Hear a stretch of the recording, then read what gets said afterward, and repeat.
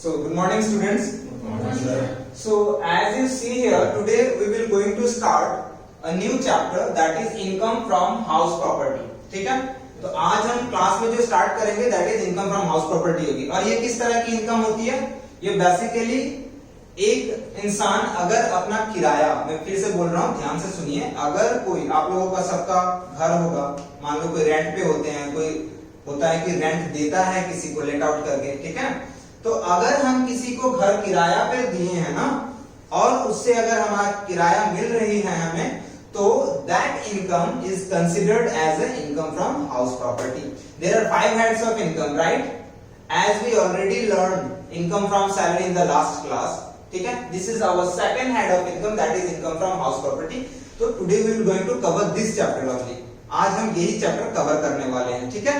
तो निकालते कैसे हैं सर, कैसे हम कंप्यूट करेंगे कि इनकम फ्रॉम हाउस प्रॉपर्टी निकलती कैसे है, ठीक है? कि कैसे उसकी कैलकुलेशंस की जाएगी, हमें कैसे पता चलेगा कि सर हम अगर किसी को किराया पर दे के रखे हैं पैसे, मतलब मकान अपना, तो उससे हम कमा रहे हैं, तो हमें कैसे पता चलेगा कि हमारा इनकम कितना अराइज हुआ है, ठीक है?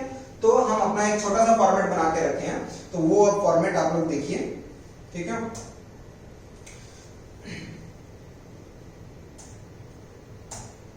ये देखो, आप लोग देख रहे हो ना, ये फॉर्मेट है, एक छोटा सा फॉर्मेट है, यहां पे मैं आपको समझाता हूं। This is the format actually income from house property. यहां पे आपको सबसे पहले क्या दिख रही है, आपको दिख रहा है ग्रॉस एनुअल वैल्यू, राइट? तो ग्रॉस एनुअल वैल्यू हमें एक निकल कर आएगा, ग्रॉस एनुअल वैल्यू हमें मिलेगी। लेट्स सपोज अभी मैंने ये कैलकुलेशंस हटा देते हैं, अभी ये सारी कैलकुलेशंस को मैं अभी चलो डिलीट कर देता हूं।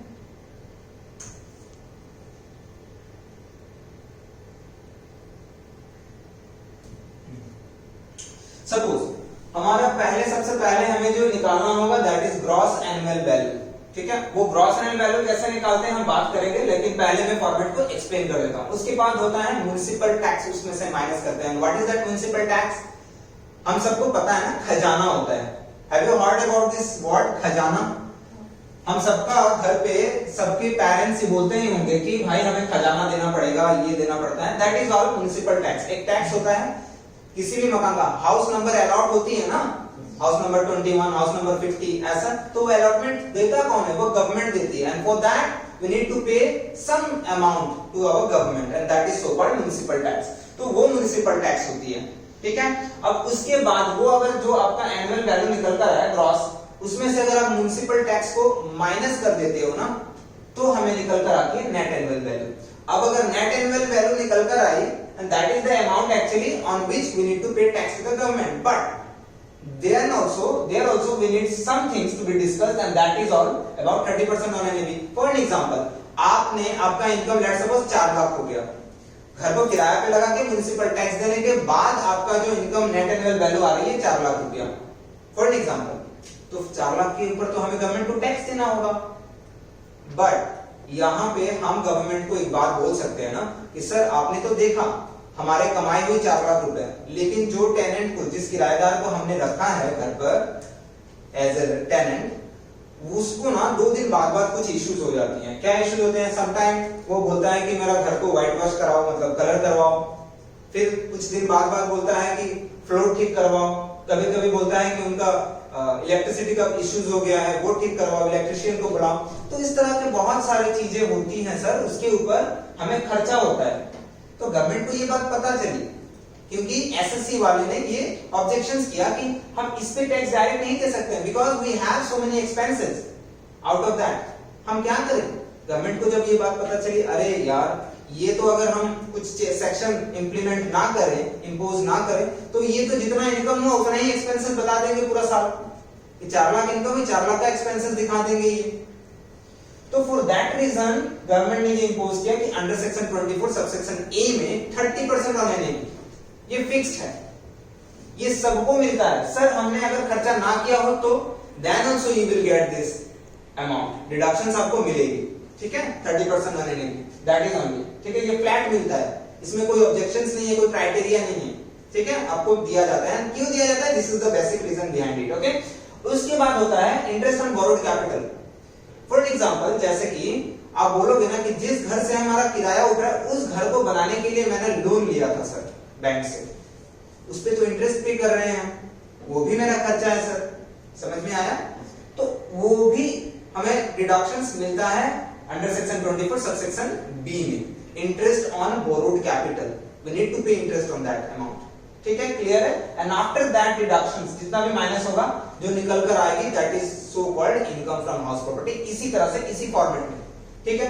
अब हम प्रैक्टिकली इस चीज को करेंगे, अभी तो मैंने फॉर्मेट समझाई है बट इसे हम प्रैक्टिकली करेंगे। सर ग्रॉस एनुअल वैल्यू कैसे निकलती है, तो देखते हैं ग्रॉस एनुअल वैल्यू कैसे निकलती है।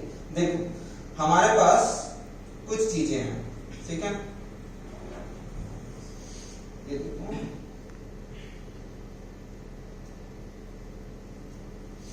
ग्रॉस एनुअल वैल्यू दिख रहा है, पहले हमारे पास फेयर रेंट और म्युनिसिपल वैल्यू दिख रहा है ना, ए एंड बी मैंने करके रखा है, म्युनिसिपल वैल्यू और फेयर रेंट। फेयर रेंट होता क्या है, देखो फेयर रेंट जो होती है ना वो एरिया वाइज अलग अलग होता है। लेट सपोज अभी आप जहां 6 माइल में हो, यहां अगर आप जाते हो कहीं पे भी रेंट खोजने, कितना लगेगा आप बताओ? घर एक अगर मिलेगा आपको कितना रेंट पड़ेगा? 7,000 एग्जैक्टली, 6-7,000 सबको पड़ेगा। अगर यही हम ऐसे जगह पे जाते हैं धुबरी साइड ना, you will get a rent with in 2,000, 2,000-1,000 में भी आपको you will get a house, ठीक है, आपको घर मिल जाएगा। तो उसी तरह से ये रेंट जो है एरिया वाइज अलग अलग होती है, that is so called fair rent. Municipal value जो गवर्नमेंट एक देता है, गवर्नमेंट वैल्यू एक होती है हर जगह पे, चाहे माटी का कर लो, घर का बना लो, कुछ भी, म्युनिसिपल वैल्यू गवर्नमेंट की तरफ से तय की होती है, वही लमसम अमाउंट होता है और हमेशा म्युनिसिपल वैल्यू जो होती है वो हमेशा कम ही होती है एज यूजुअल, ठीक है? तो हम इन दोनों में फेयर रेंट और म्युनिसिपल वैल्यू में हम कंपेयर करते हैं, जो सबसे पहले हायर होता है, लेट सपोज हम उसे 1 पकड़ते हैं, that is all about higher. Municipal value और फेयर रेंट में जो हायर होता है उस अमाउंट को हम कंसीडर करते हैं 1, फिर उस अमाउंट को हम कंपेयर करते हैं विद स्टैंडर्ड रेंट। अब स्टैंडर्ड रेंट क्या है sir? According to your house, मतलब डिजाइन कैसा है, 1 BHK है, 2 BHK है, किस तरह का स्टैंडर्ड है जो आप दे रहे हो, वो है स्टैंडर्ड रेंट, एक अलग होता है। और ये सब पर एनम होता है, आप साइड में देख रहे हो ना, PA that is all per annum, यानी म्युनिसिपल वैल्यू, फेयर रेंट या स्टैंडर्ड रेंट ये आपको पर एनम दी होगी, और एक्चुअल रेंट जो होता है, जो एक्चुअली में आप ले रहे हो अपने टेनेंट से, that is on per month, monthly wise, देख रहे हो PM में लिख रखा है, फाइन। तो अब जो बात है फेयर रेंट और म्युनिसिपल वैल्यू में व्हिचएवर इज हायर, जो हायर है हम उसे कंसीडर करेंगे with standard rent, whichever is lower, ठीक है, lower of A and C आप देख पा रहे हो, और उसके बाद यहाँ पे हम फिर कंपेयर करेंगे एक्चुअल रेंट के साथ, और व्हिचएवर इज हायर होगा, जो हायर होगा उसी को हम कंसीडर करेंगे as a GAB। For an example हमारे पास देखो, मैं यहाँ पे दिखा रहा हूं, लेट सपोज हमारा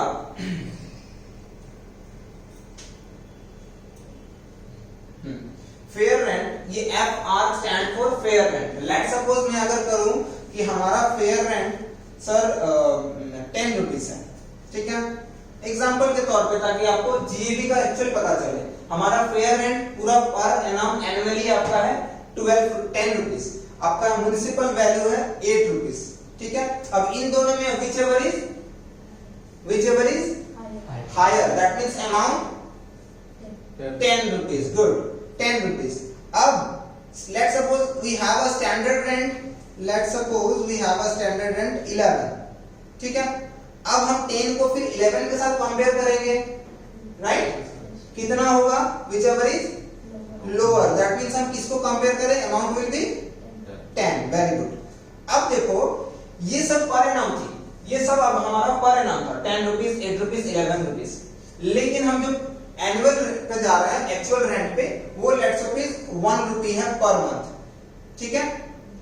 तो 1 रुपी अगर पर मंथ है, मैंने लिख के रखा है, एक्चुअल रेंट PM में होगा, actual rent per month wise होगी, तो 1 रुपी अगर है तो 12 मंथ में 12 रुपीज। तो अब अगर हम 10 और 12 को कंपेयर करेंगे, whichever is higher, that means our GAB is ₹12। बात समझ में आई आप लोगों को? चलो एक क्वेश्चन मैं आपको दे रहा हूं, आप खुद करना अभी फिलहाल के लिए, ठीक है, खुद करोगे, मैं देखूंगा कि सक रहे हो या नहीं सक रहे हो, ठीक है। अब मैं यहाँ पे करता हूं, let suppose we have a fair rent of 1,20,000, okay. अब यहाँ पे हम डाल देते हैं let suppose municipal value is rupees 1 lakh rupees. Okay fine. Next हम स्टैंडर्ड रेंट हम तय कर लेते हैं यहाँ पे हमारा 1,30,000 या 40,000 30,000 ठीक है। और हम यहाँ पे हम ये डाल देते हैं, चलो आप लोग यहाँ पे आंसर देख लोगे, एक्चुअली थोड़ा सा इसे हाइड कर लो। चलो हम यहाँ पे डालते हैं हमारा 12,000 पर मंथ, ठीक है। अब आप लोग मुझे बताओ कि यहाँ पे 12,000 पर मंथ हमारा फेयर रेंट जो है वो है 1,20,000। We have our municipal value of rupees 1 lakhs, whichever is higher. That means कौन सा अमाउंट को हम कंसीडर करेंगे? 1 lakhs 1,20,000। Yes, 1,20,000। चलो हम इसको कर दिए 1,20,000, ठीक है, whichever is higher. Then again we need to compare this 1,20,000 with whichever is lower. Fine. तो वही है हमारा, यही हो गया 1,20,000 ही हमारा हो गया। नेक्स्ट इसको हम कंपेयर करेंगे किसके साथ? 12,000, but this is per month, this is actually per month है। तो what will be our GAB? ध्यान से आप देखो, गलत बोल रहे हो। 12,000 we need to calculate with what? Calculate with multiplied by 12। कितना आएगा यहाँ पे? 1 लाख। ध्यान से, कैलकुलेशन गलत है। 12 जब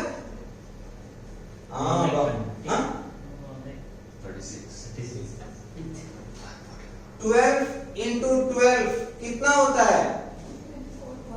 144। एग्जैक्टली। सी हमारा gross annual value will be 1,44,000। पता है, लेकिन कैलकुलेशन आप लोगों का बहुत गलत है, ठीक है। क्लियर हुआ बात? क्योंकि हायर लोअर एंड हायर ही हम पकड़ते हैं। जब आपको एक्चुअल रेंट पर मंथ भी दी जाएगी तो आपको कैलकुलेट करके इंटू 12 करना होगा। बात समझ में आई? ठीक है। चलो यहां तक तो हो गई, यहां तक तो कोई डाउट नहीं है ग्रॉस एनुअल वैल्यू में। चलो ग्रॉस एनुअल वैल्यू में अगर कोई डाउट नहीं है तो थोड़ा सा हम कैलकुलेशंस को आगे ले जाते हैं, ठीक है। कैलकुलेशंस को आगे ले जाते हैं। हमारे पास एक क्वेश्चंस है, let's suppose we have a questions, ठीक है। ये हमारा क्वेश्चंस है, सैंपल पेपर, लेट्स सपोज हमने बना के रखा है। अब इस क्वेश्चंस को ना हम उस फॉर्मेट में सॉल्व करेंगे जो एक्चुअल में हमने लिखा ना, इनकम फ्रॉम हाउस प्रॉपर्टी वाला फॉर्मेट में सॉल्व करेंगे। This is very basically this is very easy chapter, मतलब है ये ज्यादा क्रिटिकल नहीं है, बच्चे इसे क्रिटिकल समझ लेते हैं, but this is actually very easy chapters. अब यहाँ पे अगर आप लोगों का कैलकुलेशंस गड़बड़ होगा तो फिर आपको प्रॉब्लम्स आएंगी, ठीक है। मैं यहाँ पे क्वेश्चंस को पेस्ट करता हूँ, लेट्स सपोज यहाँ पे मैंने पेस्ट किया, ठीक है। अब इसी क्वेश्चंस को हम यहाँ पे करेंगे ग्रॉस एनुअल वैल्यू पे, ठीक है। ये मेरे हाथ में कुछ नहीं है, ये आप लोगों को करना है, ठीक है। आप मुझे यहाँ पे ग्रॉस एनुअल वैल्यू निकाल के दो। चलो निकाल पाओगे ना? चलो यही क्वेश्चंस को अगर हम थोड़ा सा करते हैं, अगर लेट्स सपोज हमारे पास, तो मैंने ये बना के रखा है यहाँ पे, लेट्स सपोज हमारे पास कितना है, हम इसको डिलीट कर देते हैं, लेट्स सपोज इसको डिलीट कर देते हैं। चलो अब हमारे पास है कितना, फेयर रेंट कितना है? तो 1,80,000 में यह डाल देता हूं, ठीक है, ठीक है। नेक्स्ट कितना है? 1,50,000 मैंने यहाँ पे डाला। आप लोग बताओ क्या होगा, इसमें से क्या लोगे आप? 1,50,000 और 1,80,000 में से 1,80,000। Very good. उसके बाद फिर हमारा स्टैंडर्ड रेंट कितना है? 2 लाख रुपीज। ओके फाइन, ठीक है। और हमारा म्युनिसिपल वैल्यू मतलब सॉरी एक्चुअल रेंट कितना है? दिख रहा है ना? 20,000 पर मंथ है, 20,000 पर मंथ। तो वो कितना होगा? हम यहाँ पे 20,000 ही डालते हैं, 20,000 पर मंथ। तो हमारा जीएबी कितना होगा? एग्जैक्टली 2,40,000 है ना? दिख रहा है ना जीएबी? चलो हम इसी को ग्रॉस एनुअल वैल्यू यहाँ पे हम पुट करते हैं, लेट्स सपोज इसी फॉर्मेट में कि sir 2,40,000 is our gross annual value, ठीक है। Do we have municipal tax? Municipal tax है कितना, क्या कितना बोल रहे हैं? 10% on municipal value. Municipal value हमारा कितना था? सी हियर, म्युनिसिपल वैल्यू कितना है हमारा? 1,50,000। So 10% on 1,50,000 how much?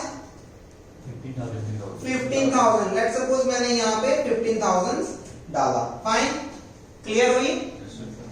Standard rent हमारा निकालना होगा, ठीक है? हम क्या फॉर्मूला यूज करेंगे? This 2,40,000 minus equal minus this 15,000, कितना आ गया हमारा नेट एनुअल वैल्यू? 2,50,000। यस, अब ये 2,50,000 को हम क्या करेंगे जरा बताना? क्या करेंगे? हमारा नेट एनुअल वैल्यू कौन सा सेक्शन से हम डिडक्शन लेंगे? 30% ऑन एनएवी होगा ना, 30% ऑन एनएवी। यस, तो हम फिर से हम फॉर्मूला डाल रहे हैं कि 2,25,000 के ऊपर हमारा माइनस इनटू करने से भी हो जाता,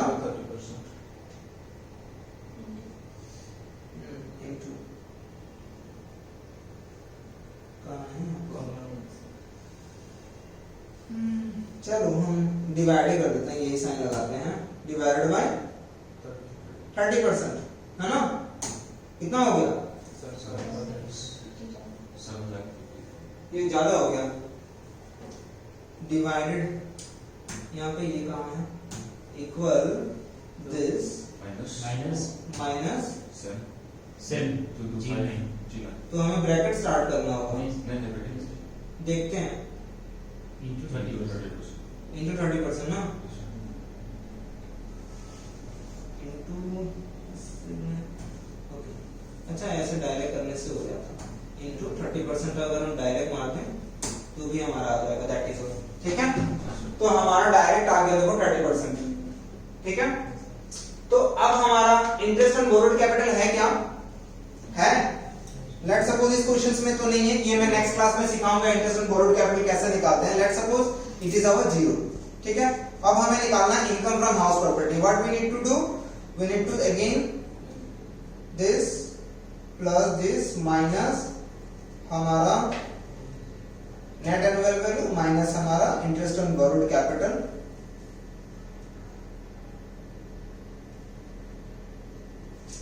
क्या हो गया? Interest on borrowed capital, just wait,